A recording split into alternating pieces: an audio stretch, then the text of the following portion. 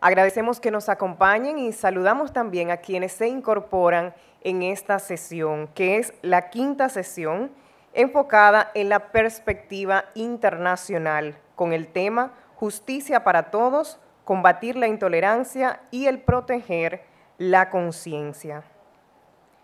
Tendremos como moderador de este panel al licenciado Juan Monge, asesor senior en Derechos Humanos de las Naciones Unidas, República Dominicana.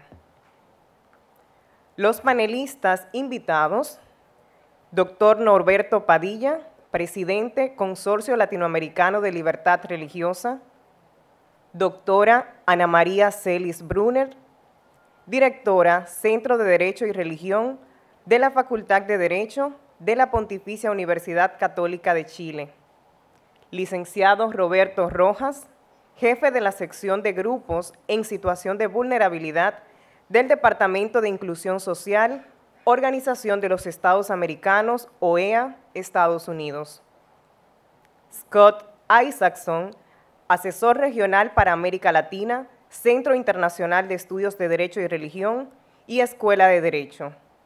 Les recibimos con un aplauso. Y solicitamos al moderador que se acerque al podio para dar inicio a nuestro panel.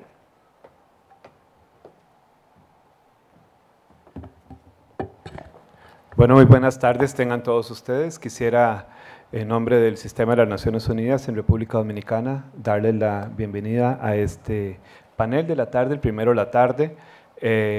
Siempre es difícil el panel después del almuerzo, pero por eso los organizadores se aseguran de poner buenos paneles a esta hora, que levantan a cualquiera. Así es que no voy a repetir más los nombres de los panelistas invitados, ya ustedes lo oyeron. Le quiero dar la bienvenida a los 4 panelistas que van a tener, como en todos los otros paneles que hemos tenido, de 12 a 15 minutos, y me encanta decir esa regla de no es necesario agotar todo el tiempo disponible. Yo voy a tratar de ser muy amable con todos ustedes por respeto a la audiencia y para no atrasar mucho el programa. No puedo agregar mucho más a lo que ya se dijo en la introducción esta mañana, en el primer panel, sobre todo en la introducción del panel sobre la libertad religiosa como un derecho fundamental. Yo solo quisiera recordar algunas cosas que sí también pensaba en ese momento, que la libertad de conciencia y religión es una de las libertades fundamentales tan esencial al ser humano que la damos por sentada y que es natural. No nos imaginamos nuestra propia realización como seres dotados de derechos sin tener esa opción a elegir una religión, a ejercerla, a manifestarla en público y en privado, a cambiar de religión.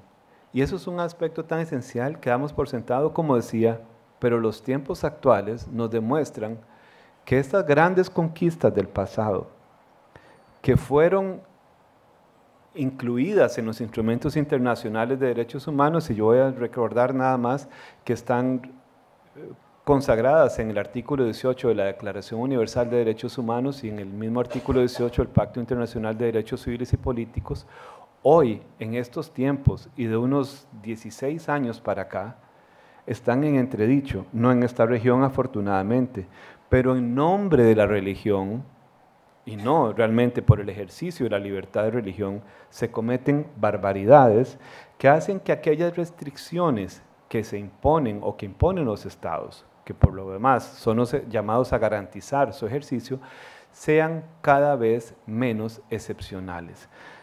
Sin más, le doy la palabra a los panelistas, y no sé cómo se han organizado ustedes, si no vamos a hacer, por favor. Vamos a iniciar entonces. Yo voy a hablar de ahí. Voy a hablar de aquí. Mucho gusto. Muchas gracias.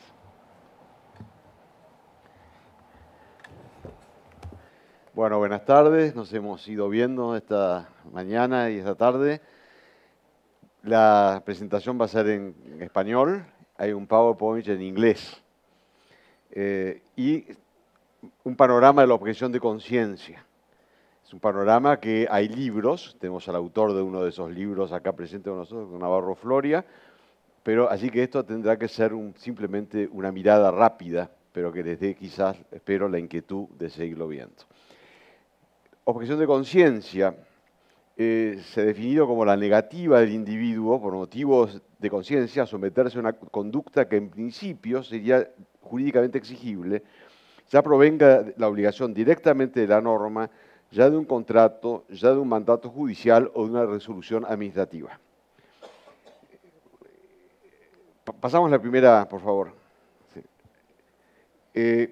Cuando hablamos de objeción de conciencia, es clásico mencionar el caso de Antígona, la famosa obra de teatro griego clásico de Sófocles, en el cual Antígona dice que no puede dejar sin enterrar a su hermano, aunque el rey Creón ha dado orden de pena de muerte para que lo haga. Ella dice, hay un derecho que está por encima de ese derecho positivo del rey y en conciencia yo me tengo que atender a ese derecho. También recordemos a Pedro en el Sanedrín cuando dice, juzguen ustedes si es justo obedecerles antes que a Dios. No podemos callar lo que hemos visto y oído. Y también los macabeos estamos dispuestos a morir antes de violar las leyes de nuestros padres.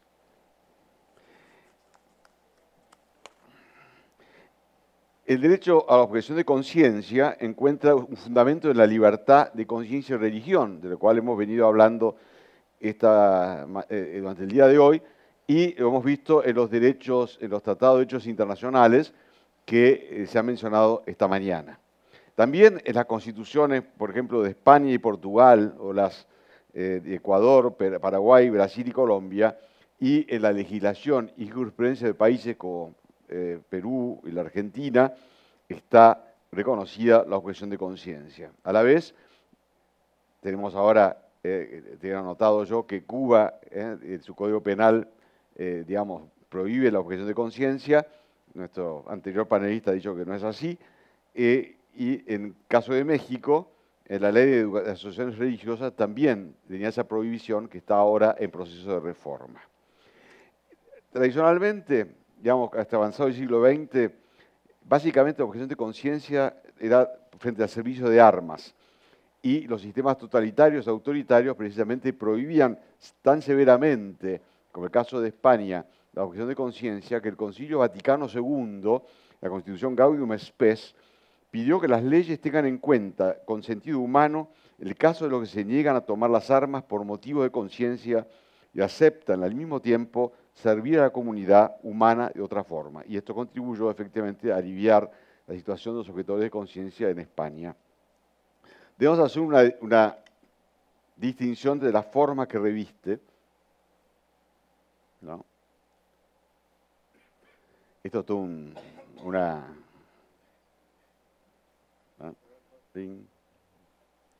Ahí está. Existe dos formas que se suelen llamar de la objeción de conciencia. Una que cuando es secundum legem o de acuerdo a la ley, es decir, que hay una norma positiva, el Código Civil o el Código Penal, etcétera, que autoriza a eximirse de una obligación por razones de conciencia.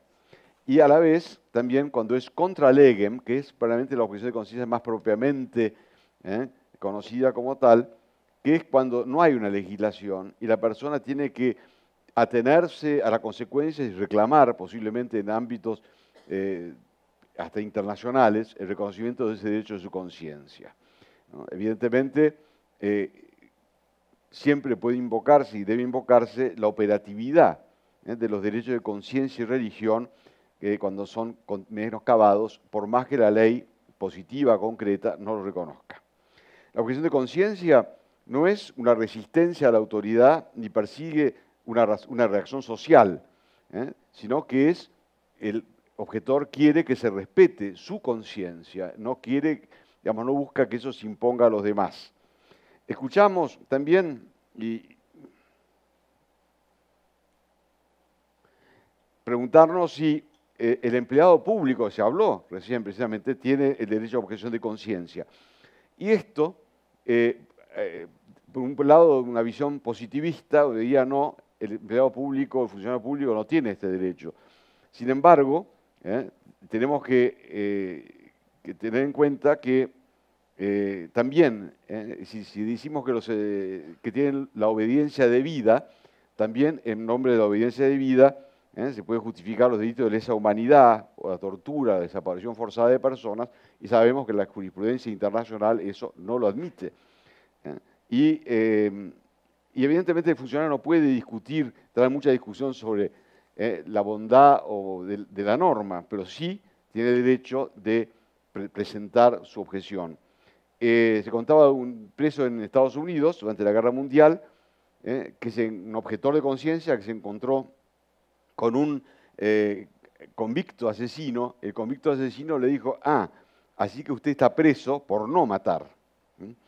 Nada mejor, entonces, en este sentido, que recordar el caso del rey Balduino de Bélgica, que cuando se presentó, el Parlamento votó la ley de aborto, y suponía que él, como monarca, tenía que promulgarla, decía, ¿sería normal que yo sea el único ciudadano belga obligado a actuar contra su conciencia en un tema esencial? Respecto a la, y volveremos sobre esto, ¿no? Respecto a la admisibilidad, primero, ¿cuáles son las condiciones? Una es que no haya un interés público comprometido, imposible de suplir por otros medios, ese compelling governmental interest. Y sí, que por ejemplo, que privaría a una persona de recibir un bien, un derecho a que tiene derecho, por eso. Corresponde hacer entonces en esto un balancing test entre el derecho del objetor y el interés público. Y sobre esto, por supuesto, hay mucho más para decir, que lo voy a saltear, pero podemos decir que esto evidentemente es aplicable. Yo creo que nunca se puede poner este compelling governmental interest, por ejemplo, cuando significaría para un médico, contra su conciencia, producir un aborto, por ejemplo. Ya volveremos sobre eso. También está, por ejemplo, para el servicio militar, la prestación social sustitutoria, para decir, bueno, si una persona se exime de una obligación, bueno, de sentido social, entonces cumple otra función. Por ejemplo, no soldado, pero sí guardabosques, por ejemplo, ¿no? En fin. Pero esto no es general, es en ciertos determinados casos. Y también la sinceridad de las convicciones, es decir, que haya no una voluntad simplemente de eximirse de algo, sino que sea por auténtico motivo de conciencia. Digamos que la objeción de conciencia no se identifica con libertad religiosa solamente, sino ni con los preceptos concretos de un credo religioso, sino con convicciones morales y filosóficas que tiene esa persona, aunque no sean religiosas. En Argentina, el primer caso de objeción de conciencia fue de un joven que se negaba a portar armas, no porque la confesión de pertenencia a la católica lo enseñase, que no podía hacerlo, sino porque en conciencia creía que iba contra el quinto mandamiento, no matarás.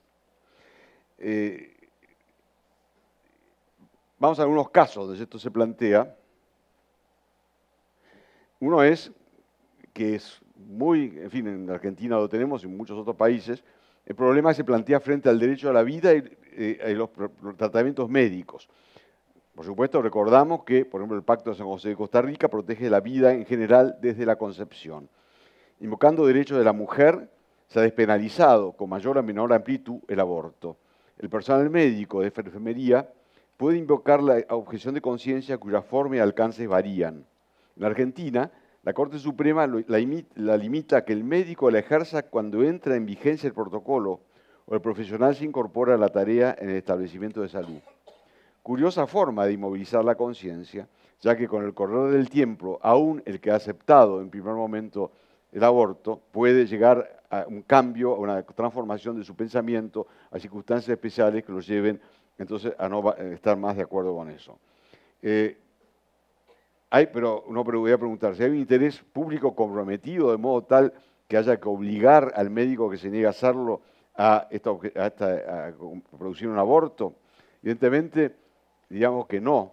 que en todo caso es el hospital el que tiene que suplir esto y no obligar a una persona en tamaña magnitud de problema de ir contra su conciencia.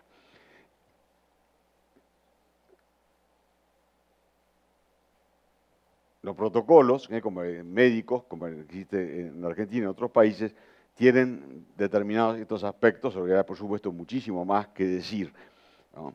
Y en caso de que evidentemente no lo reconozca la ley, entonces esta persona puede hacer la objeción de conciencia contra legem. Entonces, y en ese sentido, el Papa Francisco tiene una frase muy buena que está ahí completa, pero yo simplemente voy a limitarme a decir que la defensa de la vida, dice el Papa, a veces requiere opciones valientes y a contracorriente, que en circunstancias especiales pueden llegar a la objeción de conciencia. Y quizás lo que el médico tiene que hacer y lo que el personal sanitario tiene que hacer básicamente está referido a esa frase, ser buenos samaritanos. Otro tema que es el de los tratamientos médicos que deben prestarse respecto a la voluntad de los pacientes que quieren o no recibir un tratamiento. Típicamente, caso de las transfusiones de sangre de los testigos de Jehová, del cual hay jurisprudencia, por lo menos en varios países, de reconocimiento de esta disposición y también leyes. Pero se plantea hoy en día también con el caso de la eutanasia, por ejemplo, o a la vez del ensañamiento terapéutico en ciertos casos, ¿no?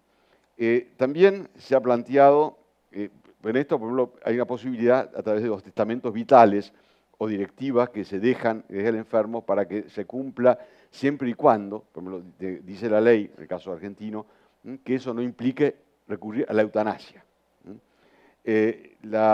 También están los casos de salud sexual y reproductiva.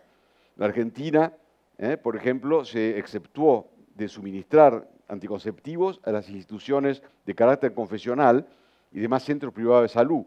Y en lo educacional, la misma ley permite que los establecimientos la apliquen en el marco de sus convicciones.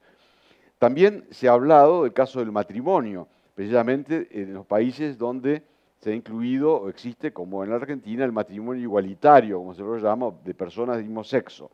Evidentemente, se dijo específicamente el caso del oficial del registro civil. Es comprensible, creo, en general, que si uno ingresa a trabajar en un registro civil y a casar gente, sabe que esta legislación hoy es de la forma que quizás uno no estaría de acuerdo que fuera. Vamos bien, ok. Y efectivamente ha habido casos en ciertos países, como en Estados Unidos, donde este problema, la objeción de conciencia por el matrimonio homosexual, ha llegado hasta el proveedor de catering, hasta el florista, el fotógrafo, que por razones de conciencia no quieren atender esa celebración, no quieren prestar su servicio a esa fiesta. Evidentemente ellos pierden plata con eso, claramente, ¿no? Sin embargo, se los ha llevado a los tribunales intentando que sean obligados a cumplir esto por una razón de igualdad o de discriminación. Otra pregunta importante es si existe la objeción de conciencia para las personas jurídicas. ¿Tienen derecho las personas, aunque no son humanas sino jurídicas? En un fallo de la Corte Americana decía, ellos no van a la iglesia ni cantan himnos, para citar un juez norteamericano. Pero, evidentemente, la persona jurídica es creada, dirigida y sostenida por personas humanas que para alcanzar determinados fines que la ley promueve, se recurre a la figura de persona jurídica. En los Estados Unidos, dos casos recientes han tratado este tema. Uno es el caso Burwell Hobby Lobby del 30 de junio de 2014, que dos empresas pertenecientes a cristianos menonitas se negaban a que su contribución al sistema de salud estuviera entre los métodos anticonceptivos de Day After Pill, por su carácter abortivo. Pero esta actitud representaba la imposición de multas por cantidades que llevarían a la cesación de pagos de las empresas. La Corte tomó en consideración la ley, que hemos citado antes, la ley del tema de libertad religiosa, y por mayoría de votos admitió la objeción por tratarse de empresas cuyas acciones pertenecían a grupos cerrados, closely held, en el caso familiares, The Hans and the Greens, ahí en la foto el juez Samuel Alito, fallecido lamentablemente, y la jueza Ruth Bader Ginsburg, cada una en las posiciones contrarias en este fallo 5-4. Bueno, The Hans and the Greens, acá vemos The Greens, que estaba clara la decisión de declaraciones explícitas en defensa de la vida, de la concepción y su fe cristiana. Me permito señalar la importancia del amicus curiae presentado por instituciones académicas y de compromiso con la libertad religiosa, tales como la BIU y el Consorcio Latinoamericano de Libertad Religiosa. El otro caso es el de las Little Sisters of the Poor, que habían sido objeto de cuantiosas sanciones pecuniarias por su negativa a incluir los métodos anticonceptivos en su plan de salud.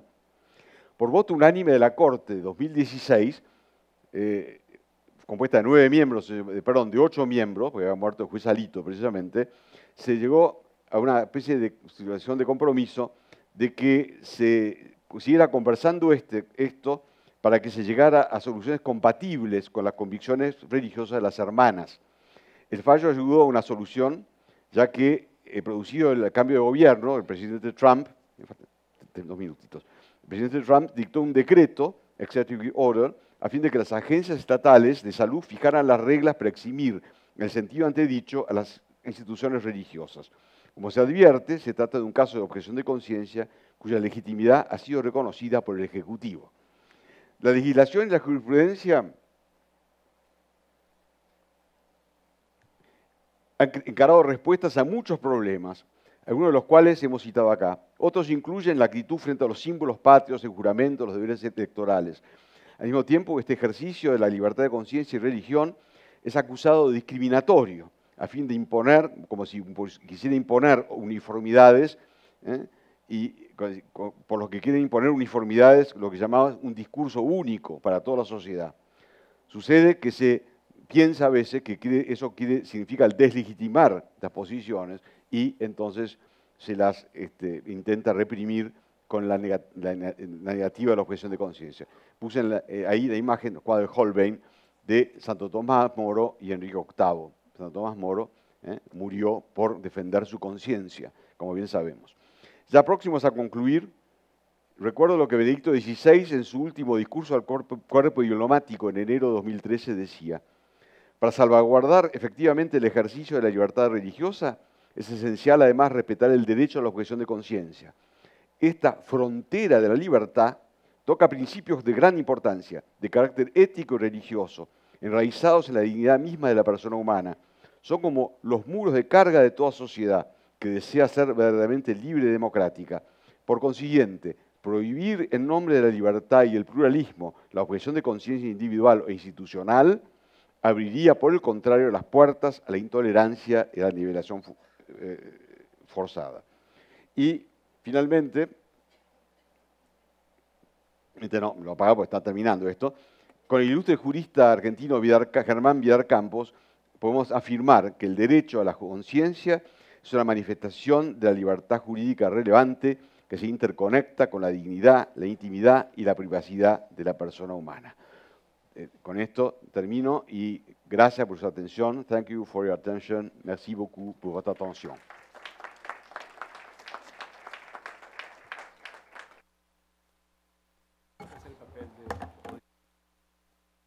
Muchísimas gracias al doctor Norberto Padilla. Le damos la palabra a la doctora Ana María Celis Brunet, directora del Centro de Derecho y Religión de la Facultad de Derecho de la Pontificia Universidad Católica de Chile. Muchas gracias. También tendría que aparecer mi presentación. Ahí está. Pero en realidad, antes de comenzar en este momento que me corresponde hacer la intervención, quisiera detenerme un segundo en agradecer a quienes han organizado este encuentro, quienes hemos comenzado también en otras partes del mundo a tratar de estudiar, a ponernos en común, quienes teníamos el interés en estos temas, sabemos el esfuerzo que hay detrás, la renuncia que hay por dejar otras cosas y estar acá hoy, así es que muchísimas gracias. Y en representación también del Consorcio Internacional de Estudios del Derecho a la Religión. Quisiera agradecer el habernos invitado a participar en esta ocasión. Y esperemos, tal como ya preguntaba alguien, esperemos que no sea una ocasión única, sino que haya más encuentros y podamos establecer redes para seguir estudiando y comprendiendo qué es la libertad religiosa, cuáles son las características fundamentales, cómo la podemos promover y cómo podemos prevenir ciertas acciones que la amenazan o la restringen. Y entonces, el panel de ahora se trata sobre justicia para todos y cómo combatir la intolerancia y proteger la conciencia. En ese sentido, creo que, sí, muy bien, acá, sí. En ese sentido, creo que una de las cosas que más intriga siempre cuando se empieza a tratar el tema de la libertad religiosa es la profunda diversidad que existe entre las religiones. Y a medida que hay más pluralismo, uno se da más cuenta todavía, no solo de las particularidades de la propia religión, si es que se tiene una, sino que también cómo entre unas y otras presentamos tantas diferencias en tantos ámbitos distintos. Y en ese sentido me fascinó el libro de este escritor escocés, que presenta 9 vías distintas, 9 caminos espirituales. Este es un escritor, historiador, escritor escocés que vive en la India hace más de 20 años y sus libros son acerca de la India y se adentró en el seguimiento de personas que vivían distintas experiencias y no de las religiones tradicionales, sino justamente de experiencias bastante distintas. Y en la introducción del libro se pregunta qué hace que un individuo abrace la resistencia armada como un llamado sagrado cuando otro practica devotamente la no violencia. ¿Qué hace que uno pueda crear un Dios mientras otro piense que Dios puede inhabitarlo?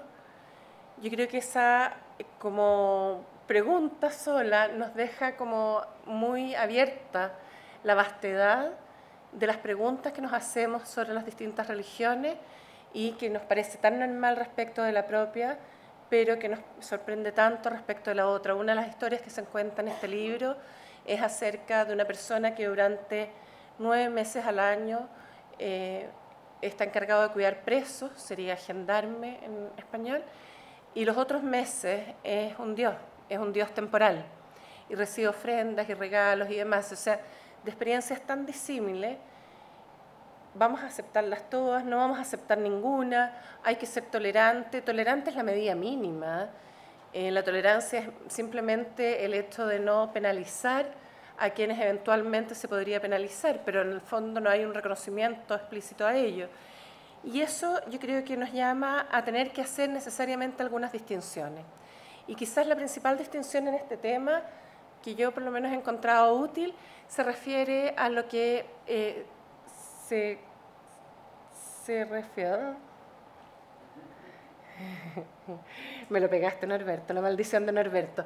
Se refiere a lo que es la libertad religiosa y laicidad. ¿Y por qué voy a insistir en esto? Porque muchas veces hay ciertos asuntos que no son de libertad religiosa, que aparecen a través de otros conflictos, y hay otras veces que no son tampoco de un derecho fundamental, sino de una relación institucional. Y entonces, cuando estamos hablando de libertad religiosa, nos estamos refiriendo a un derecho fundamental, por lo tanto emana de la dignidad de la persona humana y tiene una dimensión individual, pero también otra colectiva. Es lo que nos recordaba el profesor Navarro Floria, entre creer o no creer, cambiar de religión, manifestarla en público y en privado, individual y colectivamente. Se relaciona casi siempre con otros derechos fundamentales. Hemos mencionado hasta ahora el de igualdad y no discriminación, pero está el derecho de propiedad, el de asociación, la libertad de expresión, el derecho de educación, la libertad de enseñanza. La libertad religiosa pasa a vincularse con todos estos derechos y en algún momento hay que resolver los conflictos que pasan por la persona, pero también por la asociación a la que eventualmente se pertenece. Y entonces ahí necesariamente tenemos que ir, igual que los demás derechos fundamentales, en relación a lo que es la promoción del disfrute de todos los derechos fundamentales, pero también a prevenir riesgos en ese sentido, y por eso es que la pregunta de los límites cada tanto tiempo aparece. En cambio, la laicidad es más bien, se refiere más bien a la relación institucional que tiene el Estado con las distintas organizaciones religiosas. Y es mucho más allá de un término que puede o no existir. A mí me asombra, por ejemplo, en las constituciones latinoamericanas, cómo la palabra se usa poquísimo, pero en los países no cabe duda que se trata de un Estado laico. ¿Y por qué es esto? Porque va mucho más allá de un término y va normalmente a designar el tipo de separación o de autonomía que tiene el Estado respecto a las distintas organizaciones religiosas y cómo no adopta ninguna como aquella oficial. Muchas veces, además, lo que se refiere a laicidad se utiliza para ir contra una religión establecida, invocando la laicidad y diciendo el Estado no puede tener ninguna intervención, casi llegando a privatizar eventualmente la religión. Y entonces una de las medidas más fundamentales que tenemos para valorar de qué tipo de laicidad estamos hablando es ver qué pasa en el ámbito público, qué pasa cuando nos encontramos todos en la plaza, digamos, o en la escuela. Para mí, lamentablemente no se ve en el arriba nomás, pero esta es una simplificación de un cuadro realizado por el profesor Cole Durham, que estimo de la BYU, que estimo que es de mucha ayuda para poder comprender este doble juego que tenemos que tener entre libertad religiosa y las relaciones institucionales con la Iglesia y el Estado. Si se fijan, en ambos extremos hay ausencia de libertad religiosa, tanto si hay identificación positiva como identificación negativa con la libertad religiosa. Es decir, no hay libertad religiosa tanto si hay un Estado teocrático, porque normalmente va a exigir suprimir a todas las demás religiones, y tampoco hay libertad religiosa cuando hay un Estado hostil hacia las religiones o a la dimensión espiritual de la persona en la vida en sociedad. Entre medio encontramos distintas variantes. Entre medio, una identificación parcial puede ser la que asume el Reino Unido cuando tiene una iglesia establecida, que tiene incluso representantes en el Parlamento, pero que no menoscaba la libertad religiosa de las demás organizaciones religiosas presentes en su territorio.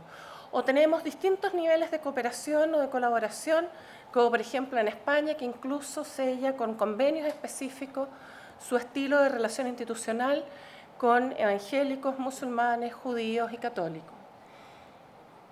Para el otro lado, cuando ya nos acercamos a otro tipo de ausencia de libertad religiosa, pero en estilo negativo, va esta separación de estilo de laicidad, que algunos han llamado sana laicidad, pero que fundamentalmente la vemos más en Estados Unidos cuando se prohíbe el establecimiento de una religión. Y en cambio el laicismo, yo tengo un problema con el laicismo porque considero que nadie se autodenomina laicista. Todos los que creen, sin embargo, la característica de este tipo de separación tan estricta es que privatiza la religión y no la deja aparecer en lo público y por lo tanto estima que las personas, ahí viene el aspecto de que los símbolos religiosos no se pueden utilizar en público, que no pueden haber ceremonias públicas, que el Estado no tiene que tener que el Estado esté separado de la religión implica que tampoco da financiamiento, aunque se trate de obras sociales, que no hay enseñanza religiosa en las escuelas públicas, por ejemplo. O sea, todo ese tipo de materias pasan también por eso y también implican una identificación negativa con la libertad religiosa. ¿Qué propuestas entonces pueden existir para combatir la intolerancia y proteger la conciencia? Les anunciaba desde el inicio que creo que acá hay dos ámbitos, la prevención y la promoción. En cuanto a la prevención, y esto a veces no es muy políticamente correcto decirlo, pero creo que hay que enfrentarlo, y es que las organizaciones religiosas tienen una responsabilidad grande en esto. Tienen que contribuir a crear aquellas condiciones mínimas de credibilidad que proporcionen al Estado el que son un interlocutor válido. Por eso es que importa tanto que existan buenas relaciones con el Estado, pero no solo con el Estado, sino también que esas organizaciones religiosas sean serias. Y no tanto serias por el contenido de la creencia, sino también por el comportamiento de sus miembros. Y en esto me refiero a casos, por ejemplo, en que han influido en la pérdida de credibilidad, como casos de defraudación que puedan haber habido, como casos de abusos de niños que puedan haber habido. O sea, en el fondo, las organizaciones religiosas tienen que captar también que hay un aspecto en las que ellas son las agentes principales para que el Estado las considere, garantizando que no son una asociación para evadir impuestos, sino que para servir a los demás y colaborar con el Estado en esa materia, por ejemplo. En ese mismo sentido, todas las iniciativas de profundizar en diálogo interreligioso no puede sino que beneficiar justamente en esta perspectiva, porque cuando hay libertad religiosa para una organización religiosa, aprovechan todas las demás, y por lo tanto esa fórmula o esa ley en el fondo pasa a ser una garantía para todos el que todas se comporten bien y que no haya un elemento de corrupción en ella. Y por otro lado, en cuanto a la promoción, es principalmente por parte del Estado a quien le corresponde promover, y esto implica el ir desarrollando en distintos pasos, con la misma energía que el Estado invierte en salud, en educación, en asociación, debiera ocuparlo en libertad religiosa. Y quizás una de las reflexiones que uno pudiera hacer es que en América Latina, ya lo se decía antes, casi como que se da por obvio, digamos, que existe libertad religiosa, pero no sé si es tan real que consideramos la libertad religiosa un derecho fundamental. Perdón, no se me pasa. Ahí. Relaciones institucionales, leyes de libertad religiosa y todo eso debieran de ir en el fondo promovidas por el Estado dentro de un territorio o nación. ¿Qué reflexión se puede hacer respecto a América Latina? El profesor Navarro Flores siempre dice el realismo mágico en América Latina no es solo como literario, sino que también es un realismo mágico jurídico, y muchas veces nos topamos con algunas cosas que nos desbordan en cuanto a la incoherencia que existe entre la ley y la vida real. Pero yo quisiera solo como destacar la necesidad que tenemos en América Latina y en el Caribe, por cierto, de identificar cuál es nuestro contexto histórico que nos da los ejes o las claves para comprender por qué en esta región han estado ausentes las luchas religiosas, el pluralismo se ha aceptado como algo natural y había una convivencia pacífica entre distintas religiones. Y los ejes, en cambio, europeos, cuando se estudian estas materias, aparecen siempre dos en el siglo XVI. Una, ese superar las guerras de religión por el principio de que de quién es la religión, por lo tanto ya no se mataba a alguien, pero sí podía salir de ese territorio. Y por otro lado, que había que hacer como si Dios no existiera, porque no iba a ser parte de la solución, como diríamos hoy en día, sino que era quien dividía. La necesidad que tenemos de autocomprender nuestra realidad en esta materia surge también por el hecho de todo lo que podemos aportar. Y en eso creo que también, y para ir concluyendo, una cosa que a mí por lo menos la encuentro como emblemática y que me ha servido para identificar esto, cuando pienso en el rol del Estado, pienso en esta bocina claxon, se dirá acá también, ¿o no? ¿Cómo se dice acá? ¿Claxon? Nosotros le decimos bocina en Chile. Pensando en el ámbito público, y pensando qué Estado queremos.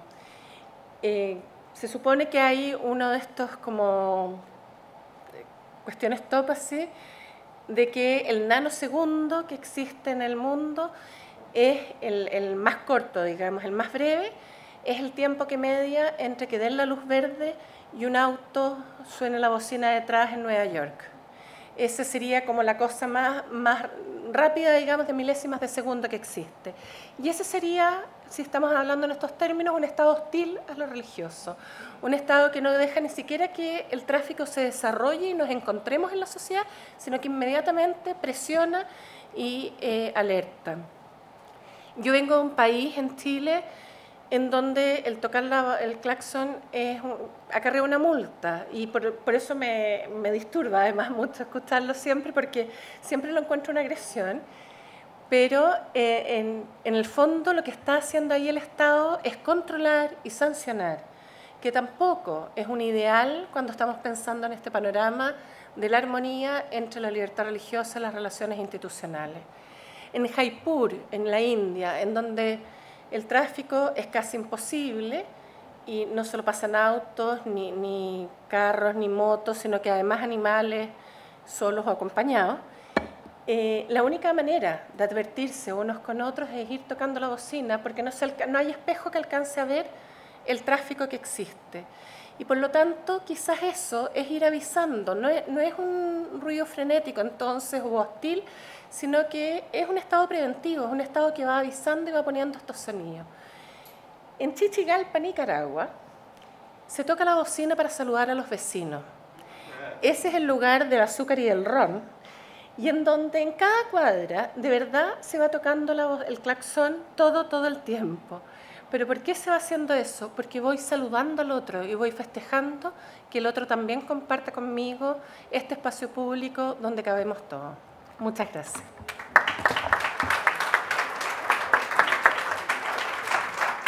Muchas gracias, doctora Ana María Celis y el licenciado Roberto Rojas. ¿Tienes el...? Muy amable. No, está bien, gracias. Bueno, de más está advertir que empezamos a las 3:25, 3:27 de la tarde. Vamos a hacer lo posible por ajustar los tiempos. ¿Puedes, por favor, poner la presentación? Mientras pasa eso, quiero, en nombre de la Organización de Estados Americanos, agradecer a los organizadores por este evento. Estoy muy contento por estar aquí y he conversado con algunos de ustedes y realmente es un diálogo muy rico. Y para empezar, debo decir que en Perú tocamos la bocina para todo. Eso es un gran problema. Para saludar, para protestar, para mandar lejos al otro. Entonces es un gran problema de contaminación ambiental también. Bueno, antes que todo quiero presentar a la organización. Muchos de ustedes la conocen, otros no. La OEA es el organismo regional más antiguo del mundo. Tiene 35 Estados miembros, 34 activos, porque Cuba fue suspendida de la organización, se le levantó la suspensión, pero hasta el momento no ha decidido reintegrarse a la organización, y tiene 4 pilares fundamentales: derechos humanos, democracia, seguridad y desarrollo. Estos 4 pilares se entrecruzan, como ya lo hemos visto aquí, el tema de incluso desarrollo que bien tiene este Congreso de impulsar. Quiero decir que el tema de libertad religiosa desde el ámbito más de no discriminación ha estado presente dentro de la organización desde sus inicios. La Carta de la OEA habla de la protección de los derechos fundamentales sin hacer distinción de raza, nacionalidad, credo o sexo. Al igual como el profesor Navarro Floria lo habló de la Declaración Americana de Derechos y Deberes del Hombre, lo mismo es el principio de no discriminación. La Convención agrega el tema de la prohibición de discriminación por motivos de religión, pero la Convención también tiene un artículo súper importante que nos trae hoy a este foro, que es la libertad de conciencia y de religión.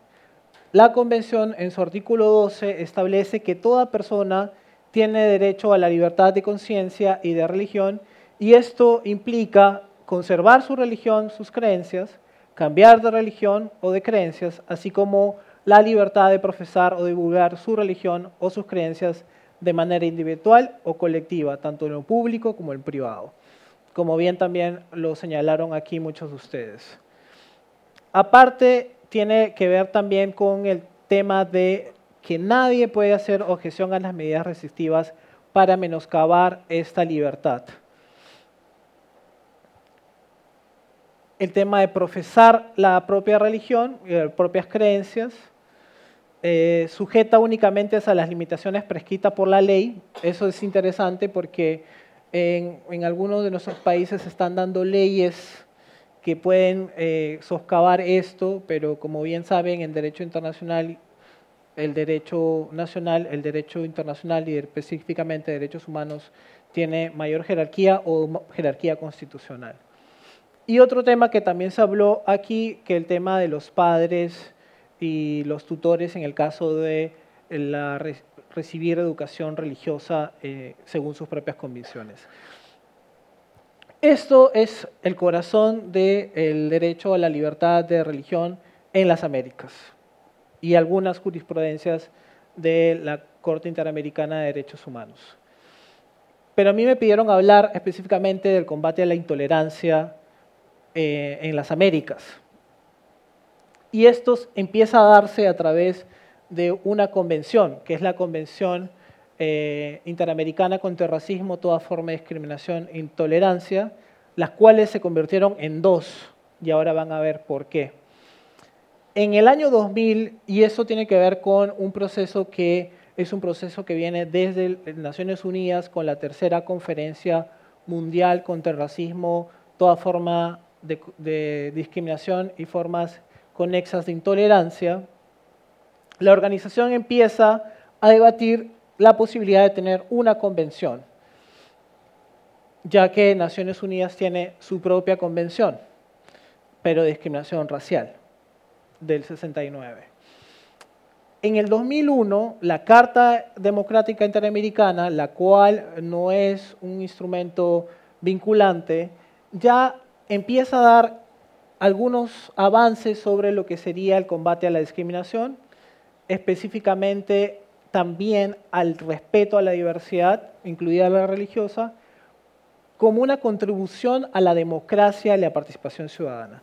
Eso es muy importante porque también en los últimos años hemos visto un fenómeno muy interesante en que también muchas iglesias han estado participando activamente también en política.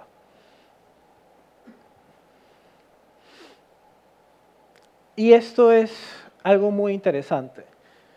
En medio de la negociación, y yo estaba asesorando el grupo que negociaba esta convención o las convenciones, se empezó a dar un debate, y un debate que indirectamente tiene que ver con el tema que nos trae hoy, que es que la negociación se había estancado por algunos motivos, y uno de esos motivos es el tema de orientación sexual y expresión de identidad de género.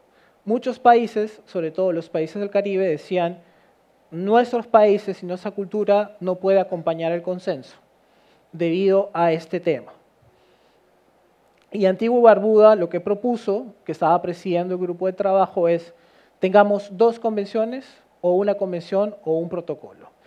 Uno sobre racismo y discriminación racial, y otro sobre otra forma de discriminación e intolerancia. Y lo que pasó es que tuvimos dos convenciones. Yo le llamo que son convenciones gemelas, porque lo único que cambia son los tipos de discriminación. En el 2013, la convención, después de 7 años de negociación, se llega a adoptar las dos convenciones, y la convención que hace parte de esta conferencia solamente ha sido firmada por 10 países. ¿Cuántos países creen que han ratificado la convención? Esta, la discriminación y toda forma de intolerancia. Correcto, ninguna. Hasta el momento, ni siquiera los países del Mercosur, que han ido avanzando en el tema, han podido lograr la ratificación. Es curioso porque el único país del Caribe que ha firmado la convención es Haití. Antigua y Barbuda firmó la de racismo, no la de toda forma de discriminación e intolerancia, pero al ver la película completa, por decirlo de alguna manera, es que muchos no han visto que también esta convención tiene fundamentos importantes para la libertad religiosa. Y ahí es donde entra el tema del diálogo, que hay que ver con otros grupos y que por eso me alegra estar aquí en este foro.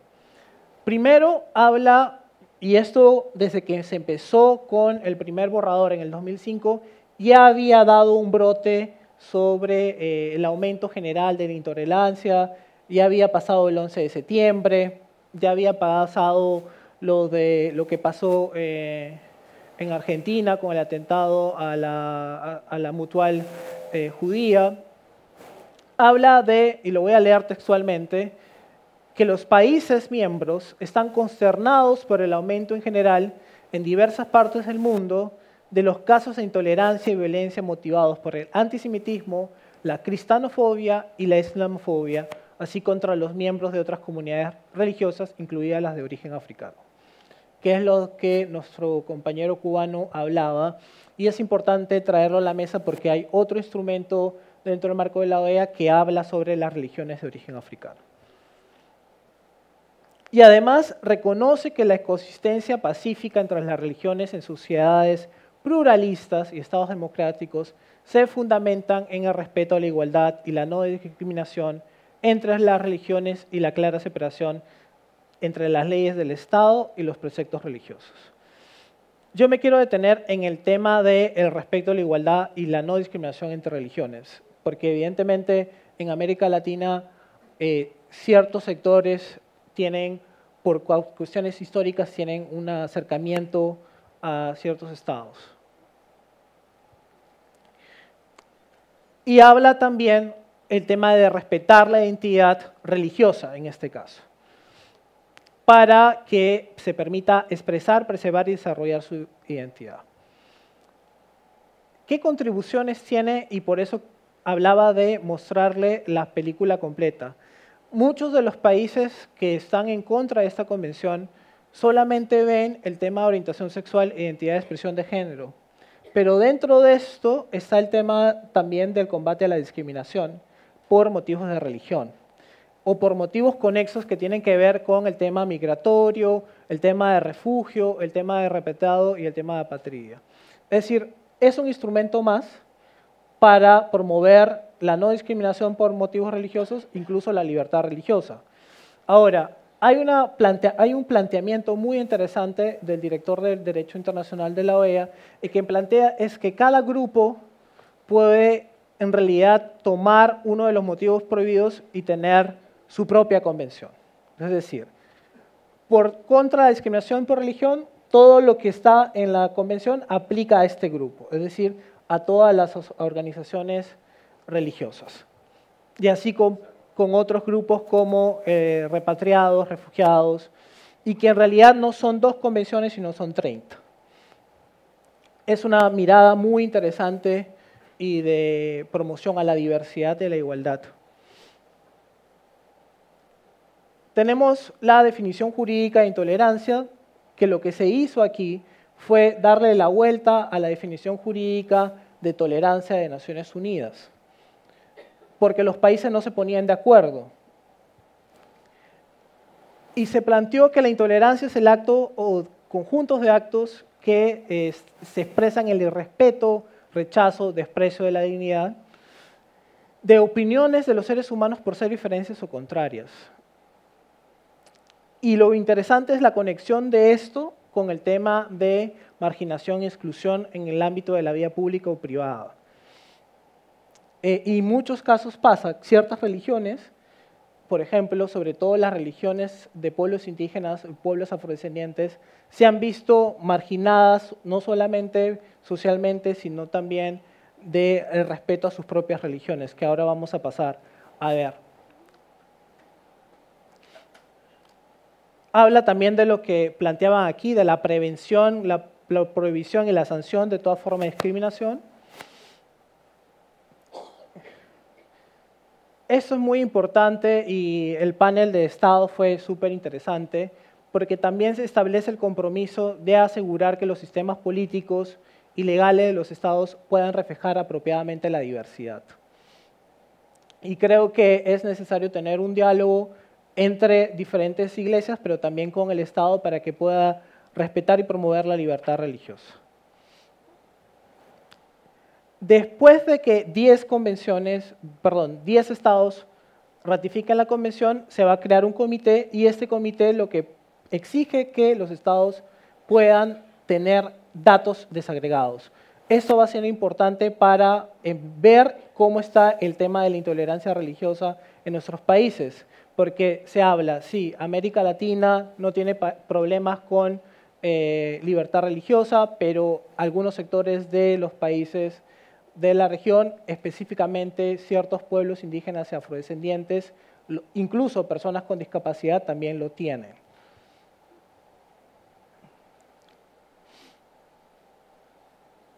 En líneas generales, esta convención puede ser un gran aporte para promover la lucha contra la discriminación e intolerancia. Hay algo que yo hablaba con el profesor Scott, que dentro de sociedad civil de la organización existe ahora un problema de un diálogo de sordos entre ciertos sectores de sociedad civil que están afiliados a algunas iglesias y unos sectores que son afiliados a algunos movimientos vinculados al movimiento LGTB o al movimiento de mujeres, los cuales confrontan, no llegan a dialogar ni a establecer algún tipo de mecanismo de mínimos. Y creo que es interesante e importante impulsar este debate para poder promover la libertad religiosa, pero sobre todo para promover la no discriminación entre ambos sectores, porque es lo que planteaba la profesora, están vistos desde los lados, ven el tema religioso de manera negativa y el otro de positiva, entonces polos opuestos dicen que se atraen, pero en este caso no. Rápidamente, para terminar, el Plan de Acción de Afrodescendientes de la OEA plantea el reconocimiento de que existe una discriminación contra religiones de matriz africana y que es necesario promover su respeto y tolerancia. Y recomienda a la Comisión Interamericana a que monitoree y priorice un estudio sobre estas situaciones, porque en ciertos países de la región, como Brasil, las religiones de matriz africana están siendo atacadas, las casas de santos están siendo quemadas y están siendo perseguidos lamentablemente. La Declaración Americana de Pueblos Indígenas es muy interesante porque reconoce la espiritualidad indígena como tal, a diferencia de la Declaración de la ONU que lo vincula con el tema cultural. Este punto también es muy importante. Y para finalizar, quiero presentarles algo que está haciendo la organización, que es la Casa Común, que es una plataforma de diálogo y participación interreligioso e intercultural promovido por la OEA para específicamente promover la reconciliación, pero sobre todo con el objetivo de tener un consenso común sobre el cambio climático. El primer diálogo fue el año pasado en el Vaticano, con la Secretaría General de la OEA, el Vaticano y el diálogo interreligioso. Fue muy interesante porque dentro de sus conclusiones hablan de la necesidad del cuidado común que es nuestro planeta, el tema de América como una zona de paz, el tema de la desigualdad y la exclusión como uno de los grandes desafíos de nuestra región.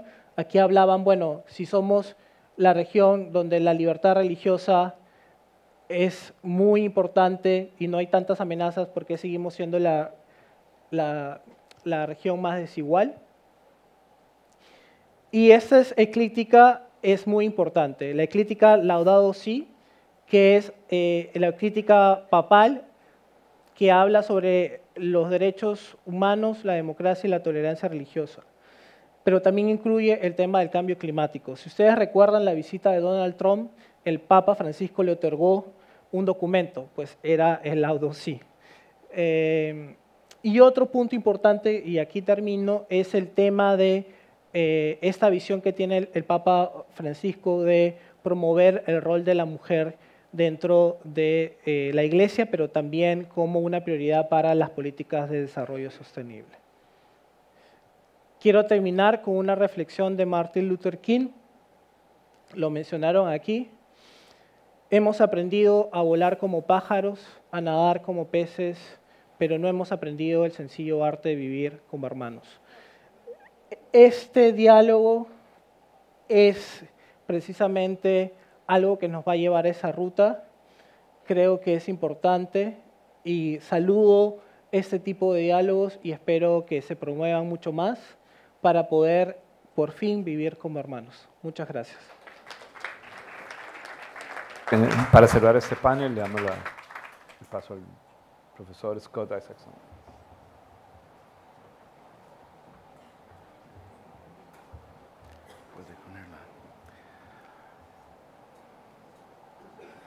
Muy buenas tardes a todos. Los fieles, los valientes que todavía están despiertos. El último discursante de hoy.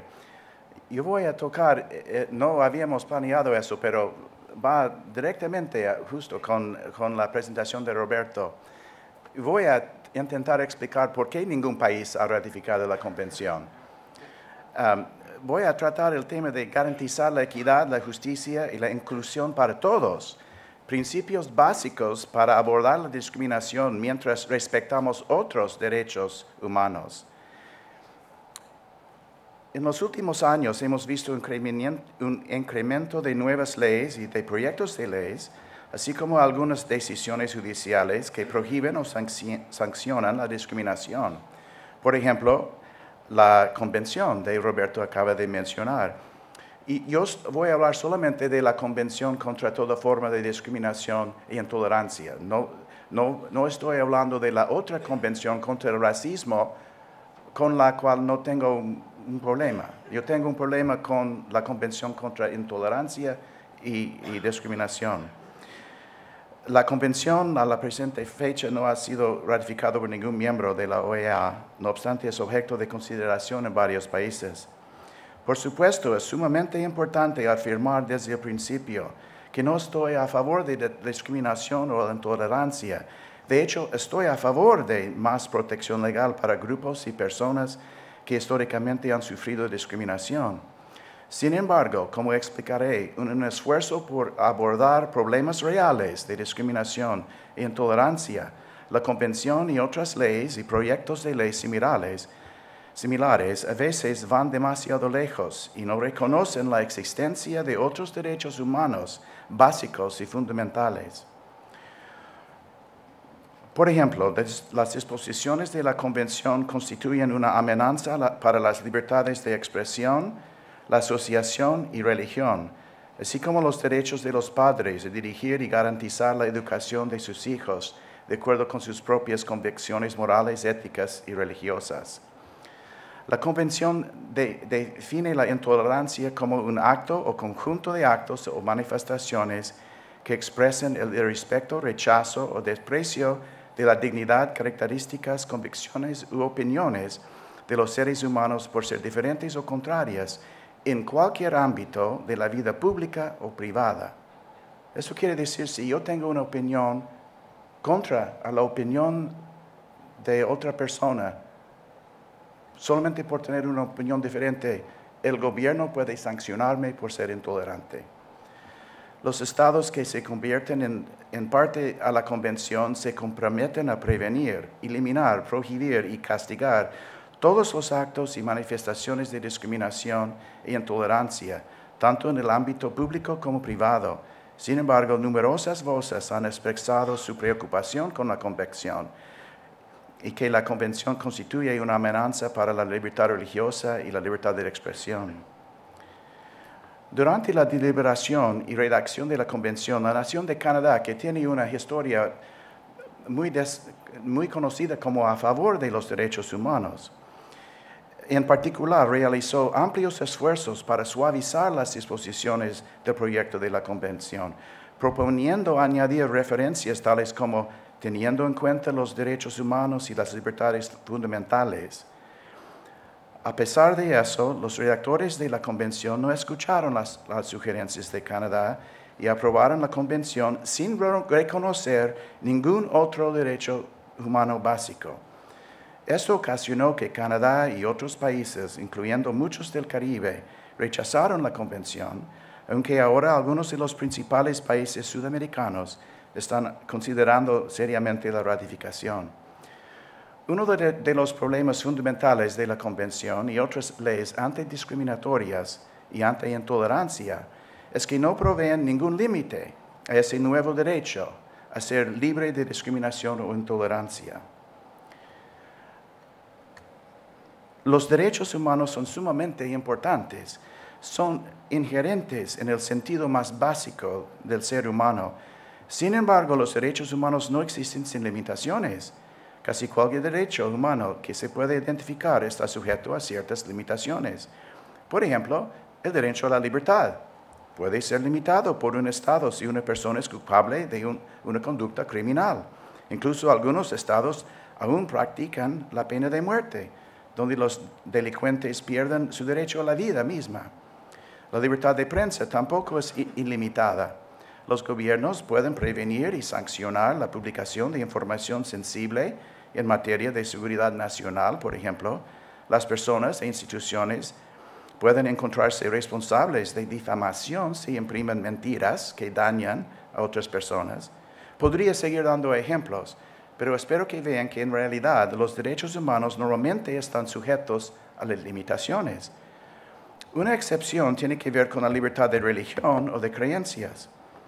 La libertad humana básica para creer lo que usted desee creer, según los instrumentos internacionales de derechos humanos, no está sujeto a las limitaciones. De hecho, puesto que la creencia y la conciencia son asuntos puramente internos de los seres humanos, la conciencia interna de una persona y la creencia no pueden controlarse o limitarse. Una persona encarcelada todavía puede creer lo que está en su corazón. Sin embargo, la práctica de la religión, la manifestación de la religión, sí está sujeta a las limitaciones. Y esto se reconoce en los instrumentos internacionales. El Pacto Internacional de Derechos Civiles y Políticos, por ejemplo, dice que la libertad de expresar la propia religión o creencia solo podrá quedar sometida a las limitaciones que establezcan por ley y que sean necesarias para proteger la seguridad, el orden, la salud y la moral público, o los derechos a las libertades fundamentales de los demás. Un ejemplo extremo demostrará el hecho. Una persona o un grupo de personas tiene derecho a creer en el sacrificio humano como concepto, pero serían prohibidos y sancionados si alguna vez intentaron manifestar dicha creencia religiosa. Siempre que las limitaciones no sean arbitrarias, sino prescritas por ley y necesarias, la práctica religiosa puede ser limitada. Menciono eso porque hemos visto que algunos de los proyectos de leyes antidiscriminatorias, como la Convención de la OEA, no incluyen un lenguaje restrictivo como el se encuentra en el Pacto Internacional y otros instrumentos de derechos humanos. Fundamentalmente, este es uno de los aspectos más problemáticos con estas leyes. Aparentemente, todos los demás derechos humanos, a la expresión, a la prensa, a la creencia y a la religión, estarían sujetos al nuevo derecho de ser libre de discriminación e intolerancia, un nuevo superderecho. Lo que falta es que haya equilibrio, un reconocimiento de que existen otros derechos fundamentales que también deben ser reconocidos y protegidos. El propósito de esta presentación no es profundizar más en los detalles de la Convención y otras leyes antidiscriminatorias, sino proponer ciertos principios básicos que deberían regir el intento de proteger los derechos humanos básicos de todas las personas, sin discriminación ilícita, pero al mismo tiempo respetar y preservar los derechos humanos como las libertades de creencia, religión y expresión. Creo que ha habido demasiada división y animosidad entre aquellos que defienden los derechos tradicionales religiosos y otros derechos humanos y aquellos que apoyan los nuevos derechos de igualdad. Antes de que pueda haber un diálogo provechoso entre aquellos que tienen metas y opiniones diferentes sobre estos temas, me parece que sería útil si ambos lados de la discusión pudiesen reconocer algunos principios básicos que podrían guiar el desarrollo de soluciones que sean justos para todos. Es por eso que ofrezco como sugerencia los siguientes 11 principios como un punto de partida en esta labor. El principio 1. La libertad de la no discriminación puede coexistir con otros derechos humanos. Es posible y deseable el prohibir y castigar la discriminación perjudicial, respetando al mismo tiempo otros derechos humanos establecidos, incluyendo los derechos de la libertad de expresión, de pensamiento, de religión. Esos derechos no son incompatibles. Principio 2. La equidad debe ser la norma para todos. Los principios de equidad y imparcialidad para todos los miembros de la comunidad deben estar en todo discurso y ser el objeto de todas las normas reglamentarias relativas a los derechos, a la discriminación y conductas relacionadas. Voy a cortar un poco. El consenso en el mainstream, por lo menos, del discurso público, yo creo que hay un terreno común. La discriminación basada en la identidad debe ser sancionada. Todos los seres humanos deben ser tratados por igual en dignidad y derechos y deben gozar de derechos humanos inherentes, sin distinciones basadas en la identidad, tales como la raza, el color, el género, la religión, el origen nacional o social u otra condición. En algunas jurisdicciones, al menos, existe una legítima necesidad de extender una protección legal adicional a las personas que han sufrido y continúan sufriendo discriminación basada en orientación sexual o identidad de género. El consenso es esencial en una sociedad pluralista. Los enfrentamientos con respecto a los derechos competitivos a veces tienen el espíritu de todo o nada. En inglés dice zero-sum game. Para lograr la paz en una sociedad pluralista, los grupos y los individuos deben aceptar que tal vez no pueden ser capaces de implementar 100% de sus valores en las normas legales y sociales. El consenso, la acomodación, en inglés compromise, debe fomentarse y aceptarse. Y cuando los opositores están dispuestos a llegar a un consenso, a transigir, esa voluntad debe ser reconocida, respetada por el otro lado. La animosidad o el fanatismo, en inglés el bigotry, no debe atribuirse a la mera diversidad de opiniones o creencias. Las áreas en acuerdo común o compartido pueden incluir el entendimiento de que las objeciones religiosas a las reclamaciones de igualdad en particular no están basadas en animosidad o fanatismo, bigotry, pero pueden ser informadas por creencias religiosas y tradiciones sinceras. El pluralismo requiere el respeto a una diversidad de creencias. La creencia y enseñanza de que una conducta es pecaminosa no es fanatismo, no es bigotry. Muchas, ni si todas, las tradiciones religiosas incluyen el concepto del pecado humano, que algunas conductas no son aceptables ni aprobadas. Algunas conductas consideradas pecaminosas pueden basarse en evitar lesiones a terceros, pero algunas de esas conductas pueden considerarse intrínsecamente malas o pecaminosas, incluso si dicha conducta no es ilegal o perjudicial para terceros. Las religiones y sus creyentes religiosos no deben ser sancionados por tales creencias y enseñanzas, incluso cuando la conducta que creen inapropiada es ilegal y ampliamente aceptada. Al mismo tiempo, las religiones y los creyentes religiosos deben respetar el proceso democrático y judicial. Si la conducta que consideran pecaminosa se convierte en legal y aceptable, se deben respetar estas leyes en la esfera pública. La simple expresión de opiniones contrarias o incluso ofensivas no es discriminación como causa judicial. El respeto a la diversidad incluye la diversidad de creencias y opiniones. Para cortar el tiempo no voy a leer lo demás. El principio 8. La intolerancia en favor de la tolerancia sigue siendo intolerancia. Irónicamente, algunos esfuerzos para condenar la intolerancia resultan en intolerancia para aquellos que tienen opiniones divergentes e incluso intentan negar los derechos básicos a aquellos considerados intolerantes. La intolerancia, si conduce a la negación de los derechos humanos, debe ser condenada. Sin embargo, una sociedad que es verdaderamente tolerante fomenta el respeto mutuo y permite que todas las personas vivan según su conciencia. No importa cómo se sustente esta conciencia, siempre y cuando no amenace la seguridad o el orden público. 9. Se debe reconocer los principios de la objeción de conciencia. Como ya han escuchado de este principio, no voy a repetir, pero es muy importante respetar la objeción de conciencia. El principio 10.